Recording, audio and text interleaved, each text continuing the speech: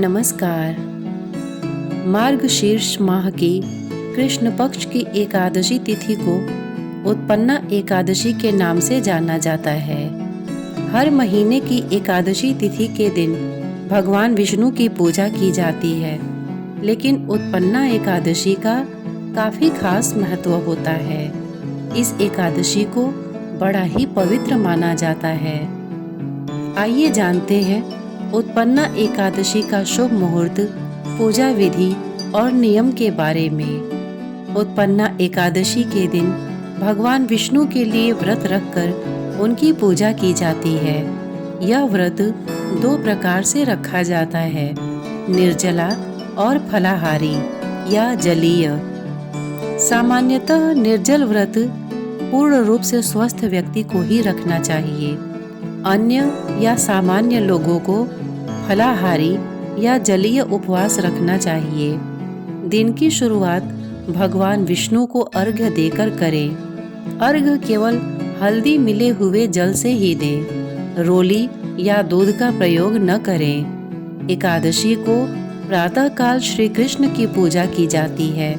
इस व्रत में केवल फलों का ही भोग लगाया जाता है। उत्पन्ना एकादशी की पूजा की विधि इस प्रकार है। इस दिन सुबह जल्दी उठकर स्नान करने के बाद साफ कपड़े पहन लें। इसके बाद घर और मंदिर की साफ सफाई करें और मंदिर में दीपक जलाएं। इसके बाद गंगा जल से भगवान विष्णु का अभिषेक करें। भगवान विष्णु के अभिषेक के बाद उन्हें सुपारी, नारियल, फल, लौंग, पंचामृत, अक्षत, चंदन और मिठाई अर्पित करें। इसके बाद भगवान विष्णु की आरती करें। भगवान विष्णु की पूजा में तुलसी का इस्तेमाल जरूर करें। उत्पन्ना एकादशी का क्या महत्व है?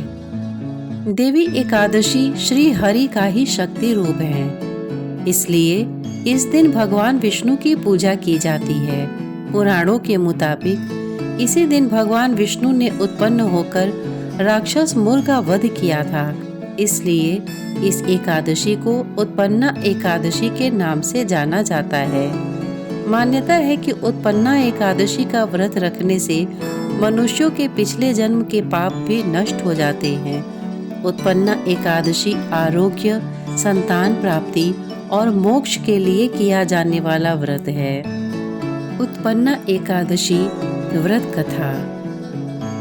सूत जी कहने लगे, हे ऋषियों, इस व्रत का वृतांत और उत्पत्ति प्राचीन काल में भगवान कृष्ण ने अपने परम भक्त युधिष्ठिर से कही थी, वही मैं तुमसे कहता हूँ। एक समय युधिष्ठिर ने भगवान से पूछा था कि एकादशी व्रत किस विधि से किया जाता है और उसका क्या फल प्राप्त होता है।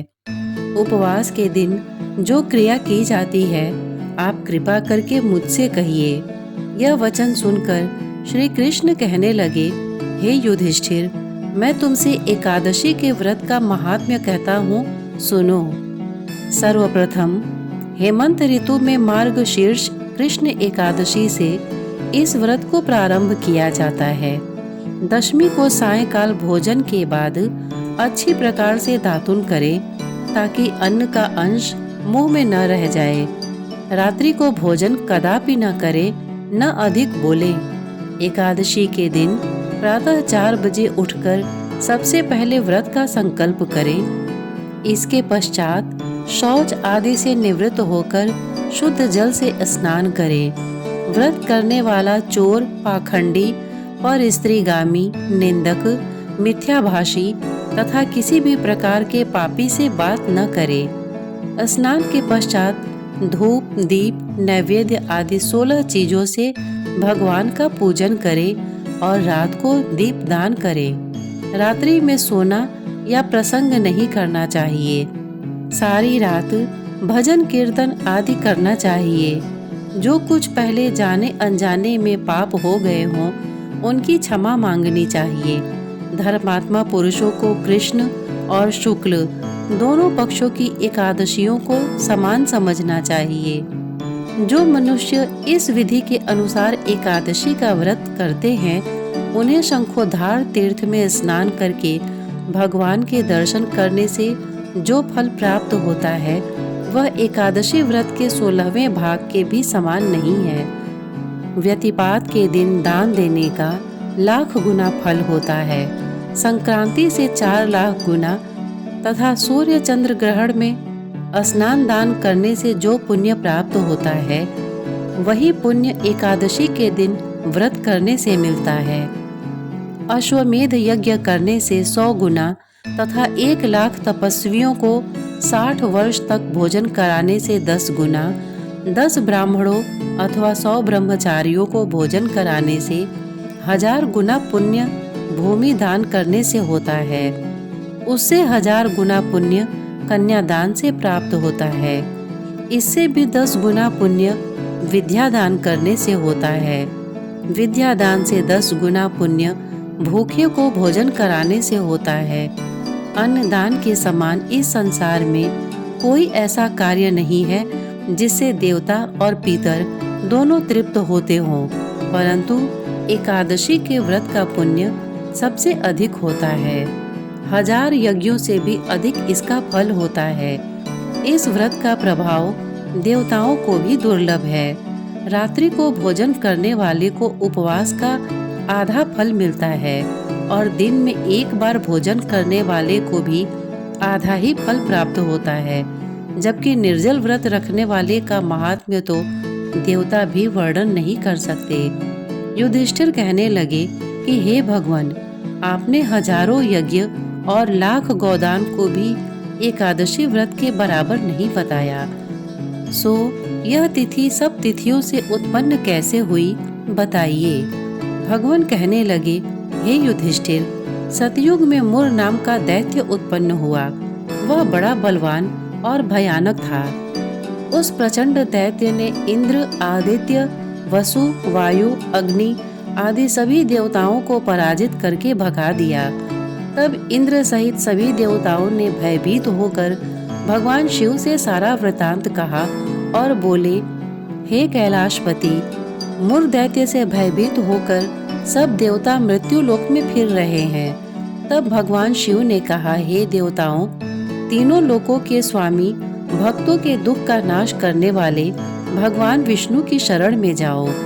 वे ही तुम्हारे दुखों को दूर कर सकते हैं। शिवजी के ऐसे वचन सुनकर सभी देवता क्षीर सागर में पहुँचे। वहाँ भगवान को शयन करते देख हाथ जोड़कर उनकी स्तुति करने लगे कि हे देवताओं द्वारा स्तुति करने योग्य प्रभु, आपको बारंबार प्रणाम है। देवताओं की रक्षा करने वाले मधुसूदन, आपको नमस्कार है। आप हमारी रक्षा करें। दैत्यों से भयभीत होकर हम सब आपकी शरण में आए हैं। आप इस संसार के कर्ता, माता पिता, उत्पत्ति और पालन करता और संहार करने वाले हैं। सबको शांति प्रदान करने वाले हैं।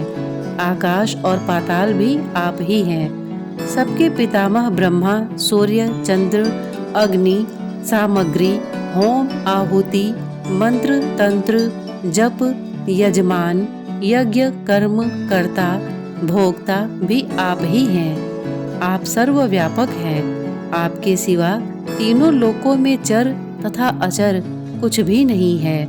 हे भगवान, दैत्यों ने हमको जीतकर स्वर्ग से भ्रष्ट कर दिया है और हम सब देवता इधर उधर भागे भागे फिर रहे हैं। आप उन दैत्यों से हम सबकी रक्षा करें। इंद्र के ऐसे वचन सुनकर भगवान विष्णु कहने लगे कि हे इंद्र, ऐसा मायावी दैत्य कौन है जिसने सब देवताओं को जीत लिया है?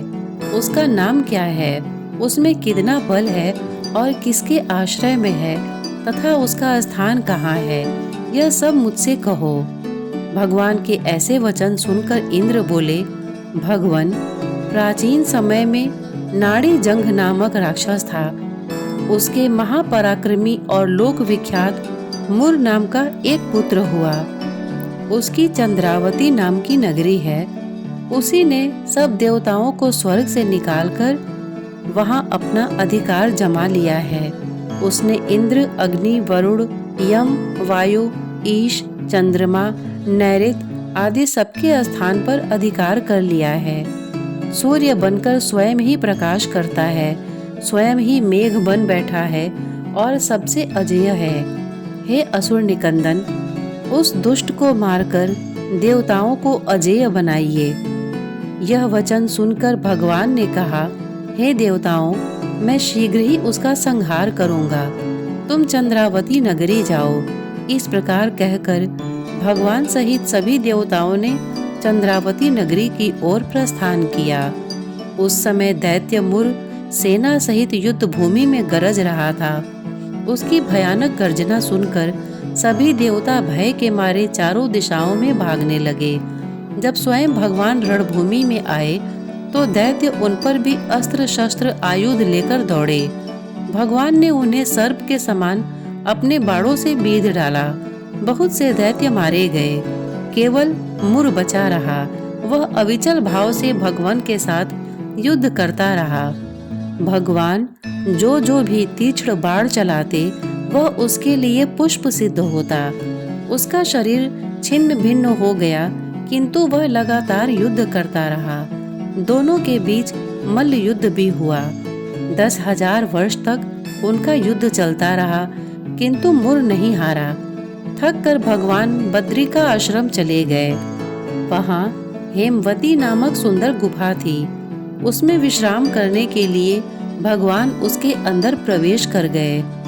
यह गुफा 12 योजन लंबी थी और उसका एक ही द्वार था। विष्णु भगवान वहाँ योग निद्रा की गोद में सो गए। मुर भी पीछे पीछे आ गया और भगवान को सोया देखकर मारने को उद्यत हुआ।